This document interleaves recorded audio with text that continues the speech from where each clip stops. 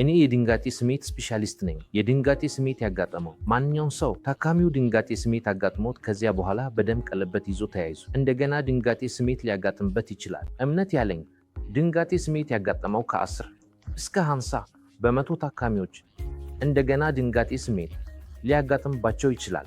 ይህ የተመላላለ ድንጋጤ ስሜት ይባላል። ይህን ችግር የሚያጋጥም ማነው? እንደ አንደኛ ካሮቲድ በዋነኝ ደም ማስተላለፊያ ላይ እንደ ካሮቲድ በሽታ ያለው ታካሚ ከልብ ደም ይወስዳል እና ወደ አእምሮ ይሄዳል። የሚያጋጥም አካባቢ አለ። በዚያ ካሮቲድ ደም ማስተላለፊያ ውስጥ የተጠበቀ ደም ማስተላለፊያ ሲኖር ድንጋጤ ስሜት ሊያጋጥምብህ ይችላል። አንድ ድንጋጤ ስሜት ብቻ ሳይሆን ብዙ ድንጋጤ ስሜት ሊያጋጥምብህ ይችላል። ስለዚህ እኛ እንደ መካከለኛ ኒውሮሎጂስት የምናደርገው ነገር ደም ማስተላለፊያውን በቱቦ ወይም በስቴንት በመጨመር ማስፋት ነው።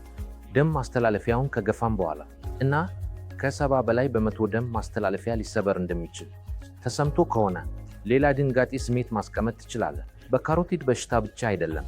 2 ክፍሎች ያሉን አእምሮ አለን። አንዱ ትልቅ አእምሮ ነው እና ሌላው ትንሽ አእምሮ ነው። ስለዚህ ትንሽ አእምሮ አንድ ደም ማስተላለፊያ የተባለ ቬርትብራል ደም ማስተላለፊያ ሊኖር ይችላል። ስለዚህ ከተጠበቀ ከሆነ በላዩ ስቴንት ማስቀመጥ ትችላለህ።